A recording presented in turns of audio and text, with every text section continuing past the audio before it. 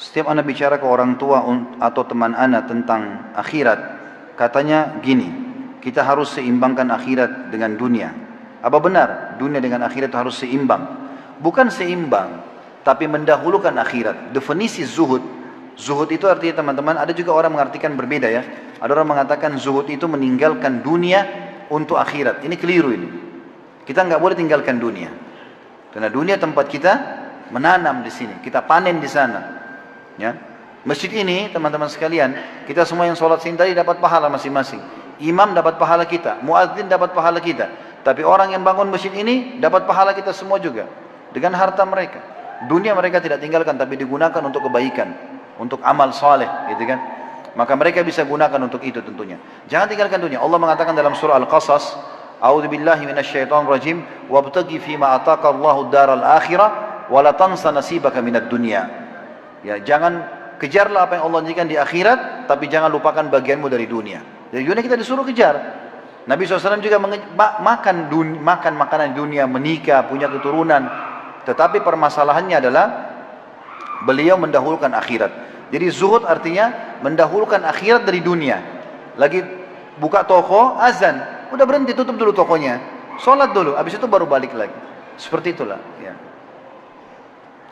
Suami saya menyuruh saya pakai cadar, apa saya berdosa kalau tidak mematuhinya? Cadar teman-teman khilaf di antara ulama tentang masalah hukum syar'inya. Apakah dia wajib atau sunnah?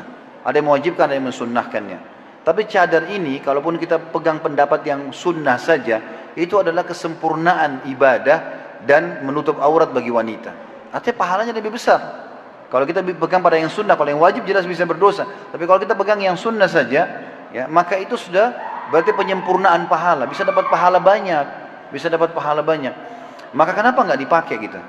Perlu diketahui teman-teman akhwat kita di sana, kalau kulit wanita dengan laki-laki beda.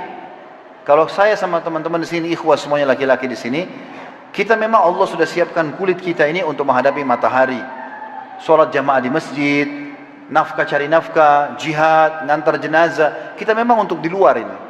Makanya laki-laki tidak butuh hand body. Ya. Nggak butuh sunblock, nggak butuh. Laki-laki bisa bekerja.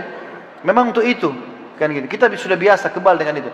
Perempuan tidak. Memang Allah kasih dia suaranya lebih lembut, dia bisa melahirkan, menyusui di rumah memang. Maka kulitnya lebih sensitif. Allah lebih tahu. Makanya perempuan yang disuruh tutup auratnya semua, laki-laki nggak perlu semua itu. Kadang-kadang kalau panas cuaca ada perempuan pakai masker atau dia tutup dengan tangannya. Kenapa dia tutup wajahnya? Karena memang kulitnya sensitif. Cadar sudah melindungi secara alami kan. Jadi ukhti yang masih ragu ini, tawakal bismillah kepada Allah SWT. Tawakal kepada Allah, pakai. Baik itu demi kebaikan. Dan hikmah syar'i hijab itu hikmah syar'i yang paling pertama kata Allah, A'udzubillahi minasyaitonirrajim, dzalika adna alla yu'zain.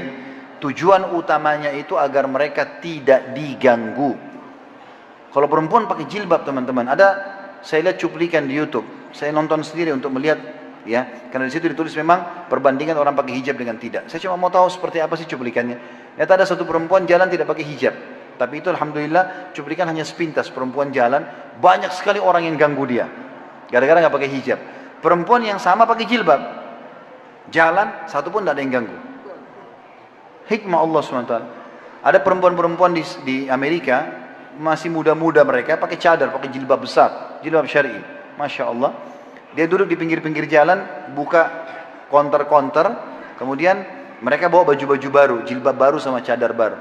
Lalu setiap orang lewat, orang non-muslim, perempuan-perempuan non-muslim lewat, ditanya, bagaimana pendapat kalian tentang kami? Oh, buruk sekali.